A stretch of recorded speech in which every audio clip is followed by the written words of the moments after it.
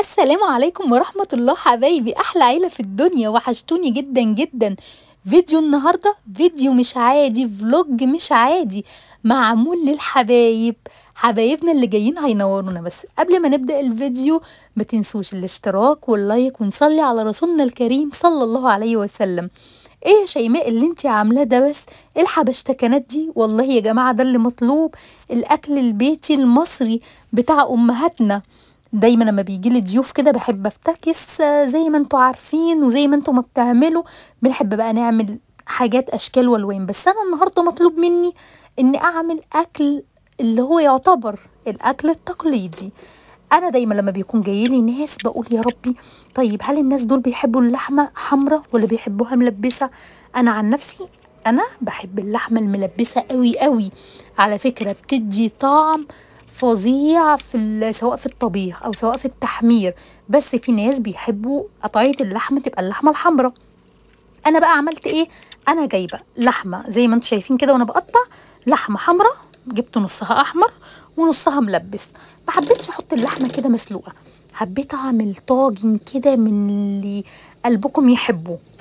قلت يلا يا شيمو بقى على الطاجن. بصوا الطاجن ده منين؟ يعني الناس اللي بيسمعوني وبيروحوا فنادق بيبقوا عارفين دايما ان الفنادق حاطين اللحمه اللي ببصل دي، بيبقوا حاطينها كده وجبه اساسيه، سيرفيس اساسي. قطعت القطع اللحمه، قطعتها صغيره بحيث ان الواحد مثلا لما يجي ياخد كده من الصوص ياخد قطعه اللحمه تبقى على قد الايه، على قد المعلقه. هنا بقى انا بقطع زياده، لا عجبتني الريحه طلعت وعجبتني. حطيتي ايه شيماء؟ حطيت شويه زيت صغيرين كده زي ما انتم شفتوا، وعليهم معلقه السمنه البلدي، وقلب قلب قلب في اللحمه لغايه لما بيبقى لونها زي ما انتم شايفين. لما طلعتها كده لونها بني جميل، يعني يا دوبك خدت لون.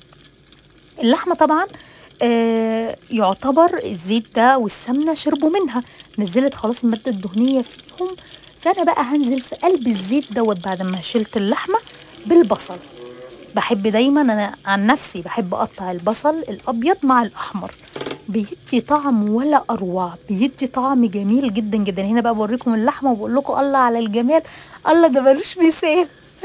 ريحتها يا جماعه لما اتحمرت فظيعه فظيعه بجد. ايه اللي انا بحطه ده؟ انا بحط دلوقتي حبه صغنطتين، او اللي انا حطيتهم دول كانوا قرفه في الاول، فلفل اسمر بقى، السبع بهارات، بهارات اللحمه، شويه كزبره صغيرين، وشمي احلى ريحه. وهنا حطيت ورق لورا وحبهان، وبقلب كل دوت. انا مش عايزه البصل يحمر ولا اي حاجه خالص ابدا، انا البصل بتاعي هيتكرمل بس كده هيطرى، وبعد كده هقوم نازله عليه باللحمه. هتطلع مستويه يا شيماء. الله، دي انا عايزه اقول لكم بقت الاكله المفضله ليا. على فكره احنا لو كده مثلا ممكن تعملها هي طبق لوحدها اساسا جنب طبق رز ابيض كده. الله على الجمال. وخلاص بقى يعني شكرا، ده دي كده هو اكله اللي هي الاكله السريعه. جيت هنا حطيت عليها ميه مغليه وهنسيبها بقى خلاص، الصنف ده كده يعتبر خلص، هنسيبه على جنب. بس لسه في تكمله بس بسيطه. هنا جبت حله وحطيت فيها نفس المساله برضو، زيت وسمنه، ونزلت عليها ببصله. بس البصله هنا متقطعه صغيره، مش حلقات زي بتاعه اللحمه الاولى. هنا بقى اللحمه بتاعه الطبيخ في ناس يقولوا لا، نزلي اللحمه نيه مع البصل تتشوح مع بعضها. انا بحب اخدها بتاع 70% سوا على النار. لا انا ما بحبش ان انا احط اللحمه نيه وبعد كده اصبر عليها تستوي مع الصلصه. بحس انا عن نفسي بحب ان هي تكون ظريفه اكتر لما تكون مسلوقه الاول، ما بتاخدش معايا حاجه. يعني ممكن مثلا في بقيه الطبيخ تاخد الباقي تلت ساعه وخلاص على كده. في ناس يحبوها بقى نية، دي برضو بتكون كويسة وحسب رغبة كل واحد. هنا بقى أنا عمالة أقلب فيها. الريحة بقى طلعت الله ولا أشهى. يلا اطلعي في ايديا، في ايه؟ قطعة اللحمة مش راضية تطلع. عايزة اوريها لكم ان انا بفضل اقلب فيها لغاية لما بتاخد لون على الوشين. اللون بيكون على الوشين. بعد كده بقى عملت شفشق طماطم معتبر، صلصة كده معتبرة، ونزلت عليها بيها. وهقوم جايبة توابلي برضو هيكون قطع يعني حبة قرفة صغيرين، فلفل أسمر، 7 بهارات، بهارات اللحمة، كزبرة صغيرة قوي قوي. وهنا بقى أنا بحب أحط معلقتين صغيرين من السكر، بتدي طعم ولذاذة للبسلة أنا مش قادرة أقول لكم. رجعت بس سبت بقى خلاص الصلصة مع اللحمة، وجيت بقى خلاص هنا اللحمة اللي ببصل بسم الله ما شاء الله استوت اللحمة. اتأكدي الأول إن اللحمة استوت. أنا اتأكدت خلاص اللحمة استوت، هقوم حطها في طاجن وادخلها الفرن. بدخلها الفرن بتاع مثلا ربع ساعة أو 10 دقايق أو ربع ساعة، وآخر 4 دقايق كده أو آخر 5 دقايق بقوم فاتحة عليها الشواية علشان وشها يحمر وتوصل للدرجة اللي احنا عايزينها. هنا انا هعمل قلقاس. الاكياس دي بكون متخزنه عندنا كلنا في الفريزر طبعا من السنه للسنه، سواء سلقه او اي حاجه، والقلقاس كذلك. على فكره انا من رحمه ربنا علينا فعلا الحاجات اللي احنا بنخزنها دي بقى تيجي الواحد يطلع كده من الفريزر كيس البسله، كيس القلقاس، لا بينفعونا. تيجي وراكي طبخة، حتى لو انتي مثلا راجعة من شغلك ولا عندك عزومة مفاجأة ولا عندك اي حاجة، لا التفريز ده فعلا بيساعدنا جدا.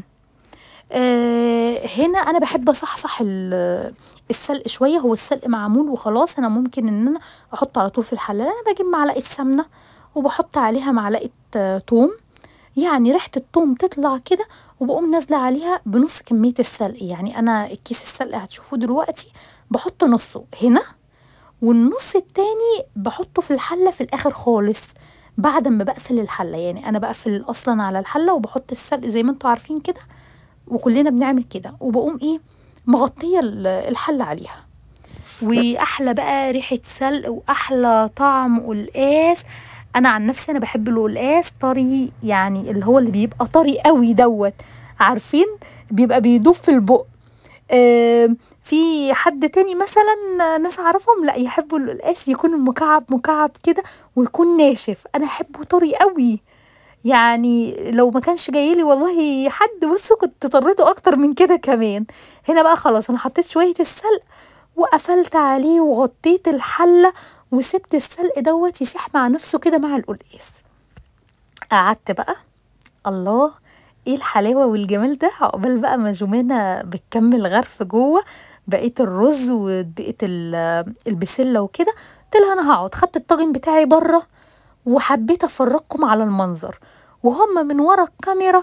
يلا يلا يا شيماء، اقول لهم ثواني هدوقوا علشان بس اقول لكم عايزه اقول لكم الطعم والريحه ولا اروع. حبايب قلبي ما تنسوش اللايك وشير للفيديو، واستنوني كل يوم في فيديو جديد. مع السلامه.